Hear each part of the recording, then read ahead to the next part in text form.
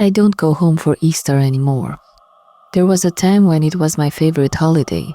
The painted eggs, the sugary scent of sweet bread wafting through the house, the vibrant garlands my mother draped across the living room mantel. But what thrilled me most was the promise of the Easter bunny. Each year, I waited with breathless excitement for the rustle of his invisible paws, for the soft thud of a gift-laden basket at the foot of my bed. I was 7 the last time I believed in the bunny. I suppose every child has that one moment, the final spark before wonder is replaced by truth. For some, it's seeing their parents sneak in with presents. For others, it's hearing older siblings whisper the truth in hushed, conspirational tones. But for me, it was something else entirely, something no child should ever see.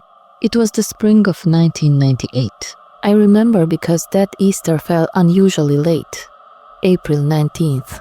Snow had melted, but the ground remained damp and cold, as though winter was reluctant to release its grip on our sleepy little village tucked in the Romanian hills. My parents had inherited my grandfather's house the year before, an ancient structure with bowed wooden beams, uneven floors, and a cellar that smelled like rotting apples. They said it had character. I thought it felt like it had memories.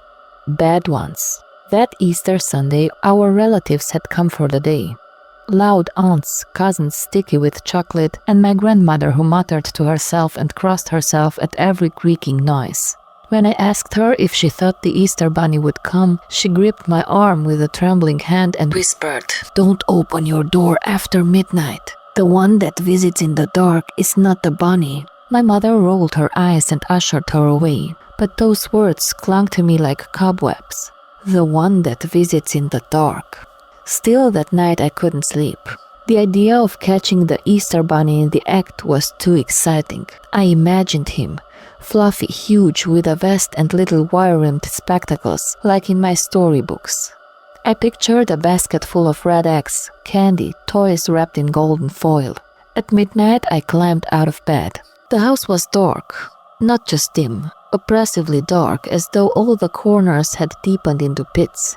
My room had no door, only a thick curtain, and I slipped through it like a shadow. My feet were bare, and the wooden floor was cold and splintered beneath them. I crept down the hallway. The only light came from the moon, its sickly glow filtering through the warped glass of the living room window. Everything looked unfamiliar, bent, elongated, cloaked in shifting gray. The staircase leading to the attic loomed in the hallway like a throat-swallowing light. And then I heard it. A shuffle, a scratch, not the dainty thump-thump of rabbit paws. Something heavier, dragging. It was coming from the back of the house, near the cellar door. I froze. I should have run back to bed. I should have hidden beneath the covers like every child does when the world feels wrong. But I was 7, curious, foolish. My grandmother's warning echoed in my mind. But so did the promise of gifts. So I crept toward the cellar. The door was slightly ajar, and the scent that met me was not the usual earthy dampness. It was iron sweet, like rust and rotting meat, the kind of smell that makes your stomach twitch before your brain even understands why. And then I saw something at the bottom of the stairs. A flicker, a figure, not the Easter bunny, not even close. It stood hunched in the gloom, unnaturally tall, its head scraping the low ceiling of the cellar. Its limbs were thin and wrong, like broken branches poorly reassembled. There was fur, yes, but it was mottled, filthy, and hanging in loose, wet tufts. It wore no cheerful vest. Instead, it had something that looked like a shredded apron. Blood had dried into the fabric, crusting in the folds. Its head was vaguely rabbit-like, but the proportions were distorted, the snout too long, the eyes too far apart, too human, and they were open, wide, white, and staring straight up the stairs, at me. I couldn't scream, my throat locked. The creature slowly lifted its arm, if it was an arm, and extended a long, jointed finger. Its nail was black like charcoal, and sharpened to a point. It beckoned, once, twice. Then it smiled, not like a rabbit, like a corpse. I don't remember getting back to my room. only that I woke up the next morning curled beneath my covers, shaking and soaked in cold sweat. My mother found me feverish and pale. She said I'd had a nightmare, that it was probably the candy, that I shouldn't sneak out of bed at night. But when she brought me my Easter basket later that morning, I refused to touch it. The eggs were red, bright, glossy, and perfect, but the red reminded me too much of the thing's apron. The smell of sugar made my stomach turn, and tucked beneath the eggs I found something that no one could explain. It was a nail. Long, black, pointed. My mother turned white when she saw it. My father threw it in the fire. But that night I dreamed of the cellar again. Only this time it was not a dream, because when I woke up the next morning, there was a trail of muddy hoof-like prints on my bedroom floor, leading to my bed, and a single word scratched into the wood by the door: peekaboo.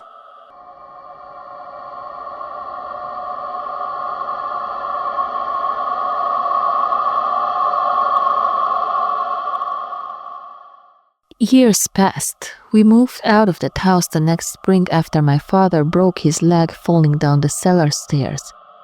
He said something had pulled him. My mother refused to talk about it. My grandmother died the winter after, muttering prayers in her sleep and waking up screaming about the hair with no soul. I buried it all, as we do with childhood terrors, until last week. I'm 34 now. I live in a quiet apartment in Timisoara. I haven't thought about a thing in the cellar for years. But last Sunday, Palm Sunday, I received a small parcel in the mail. No return address. Inside, a red egg, hand-painted. Delicately done, with a perfect white rabbit on one side, on the other in careful black letters: peekaboo.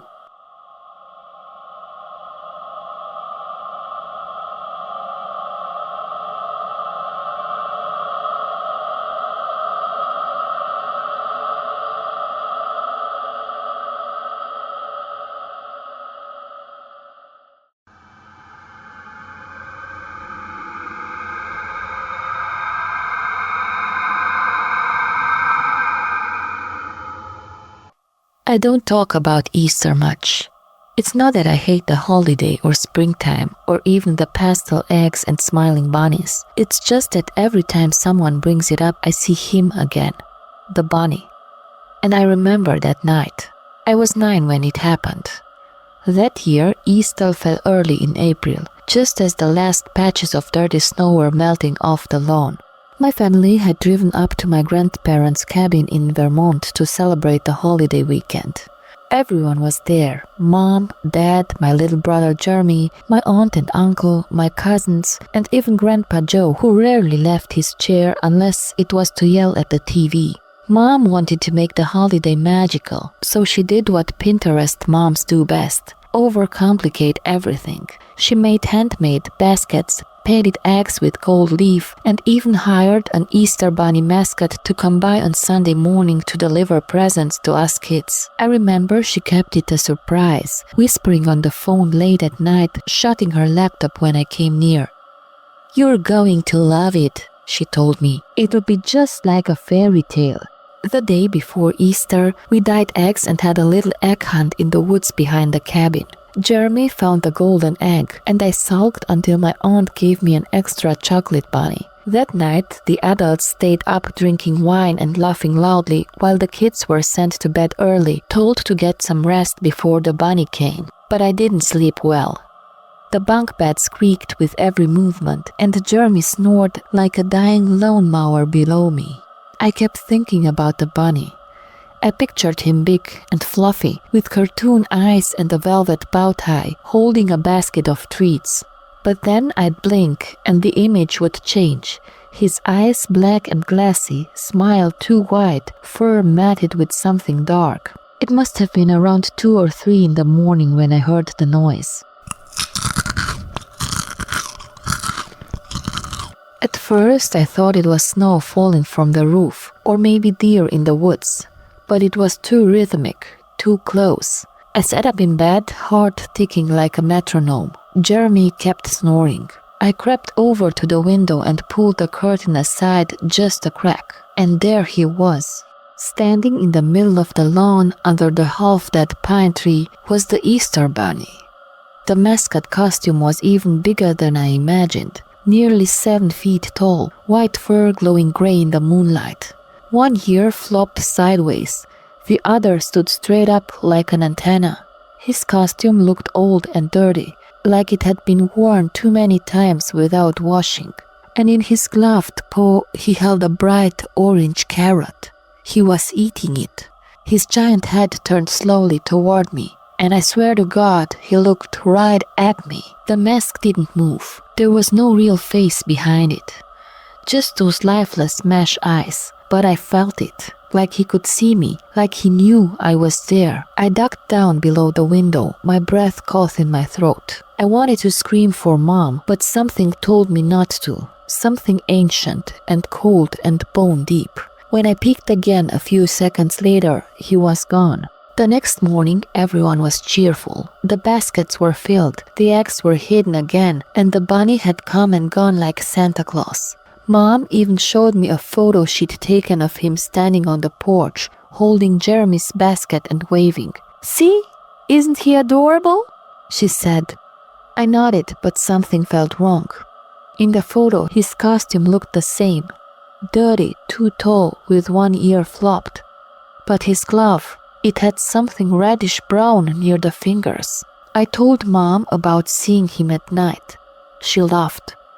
"He probably came early and waited for sunrise. You were just excited, sweetheart." But I knew that thing wasn't right. For years I convinced myself it was a dream. A creepy, vivid hallucination, born from too much sugar and childhood imagination. But last Easter, something happened that made me remember everything. I was visiting my parents with my fiancé, Luke. We stayed in my old room. On Easter morning, Mom had set out baskets for us, just for fun. "Guess who stopped by?" she joked, holding up a familiar photo. It was another photo of the bunny, not from when I was a kid, but new, taken in the backyard. Same costume, same flopped ear, same dead eyes. I felt cold all over. "You hired the bunny again?" I asked. She blinked. "No, of course not." Luke laughed, thinking it was just some prank, but I couldn't move. I just stared at a photo, my pulse hammering, because in the corner of the picture, near the edge of the woods, there was something else, a shape, small, childlike, staring out from behind a tree, and it looked just. The house was silent. Luke was asleep beside me. Then I heard it. This time I didn't go to the window. I didn't want to see, but I could feel him, waiting, still chewing.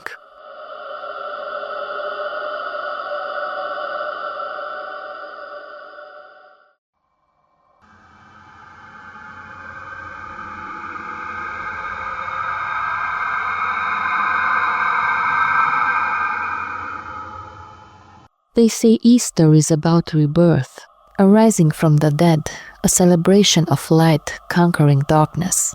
But for me, it will always be the season of shadows, of watching eyes, of unholy whispers. I was 35 when I finally admitted to myself that I'd never really moved past that night. The memory still clings to me like damp wool. It was 2 years ago, on Holy Saturday, the midnight mass. I remember the weight of the candle in my hand, the delicate scent of beeswax blending with the sharp cold air.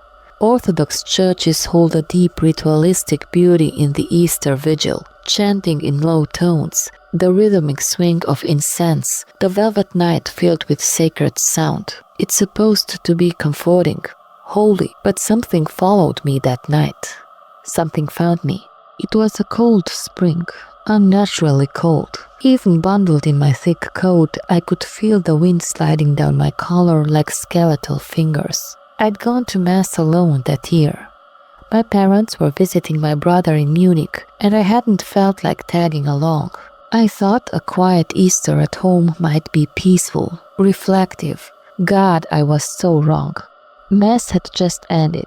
The priest gave his final blessing, and we all emerged from the candlelit church, our flames flickering like stars in the blackness. The tradition is to take the blessed flame home, light your home icon with it, and keep it burning through the night, a symbol of Christ's eternal light. I took the long way home, not because I wanted to, but because a group of teenagers had lit firecrackers near the square and the noise had startled me. I turned down a side street to avoid them, one lined with grim old apartment buildings and hulking garbage bins, the kind that looked like tombs tipped sideways.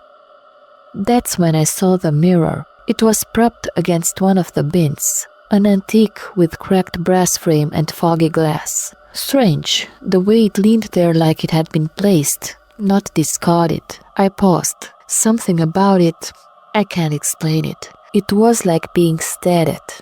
Drawn in, I stepped closer. The candle in my hand fluttered dangerously, almost guttering out, but I shielded it instinctively with my free palm. I looked into the mirror, and I saw someone. It wasn't my reflection. It looked like me, but it wasn't. Her face was pale, her eyes hollow and darker than they should have been, as if someone had scooped the soul out of her and left only the casing. She was wearing what I was wearing, but the scarf was stained, the coat slashed. Blood, fresh, red, wet, clung to the collar. I blinked. She blinked too, but not in sync. I turned away in horror, my heart crashing in my chest. And still, for some reason, I looked again. This time the mirror was empty. The street was silent. No footsteps, no voices, no movement. Just the wind and the soft hiss of my own breath. I didn't run. I should have. But I walked fast toward home, the candle still burning, though it trembled in my hand like it knew something. And all the while, I felt it. The presence. Like someone walking just a few steps behind me. The sense that if I turned too quickly, I'd see her, the mirror woman. I live on the 3rd floor of an old building with a creaky elevator I never trust, so I took the stairs, climbing them 2 at a time. I didn't dare look out the windows on the landings. I didn't dare stop to catch my breath. When I reached my door, I fumbled with my keys. My hands were shaking so badly I dropped them twice. The hallway was dark, the overhead bulb humming weakly, casting weird shadows along the walls. When I finally got inside, I slammed the door shut and bolted it.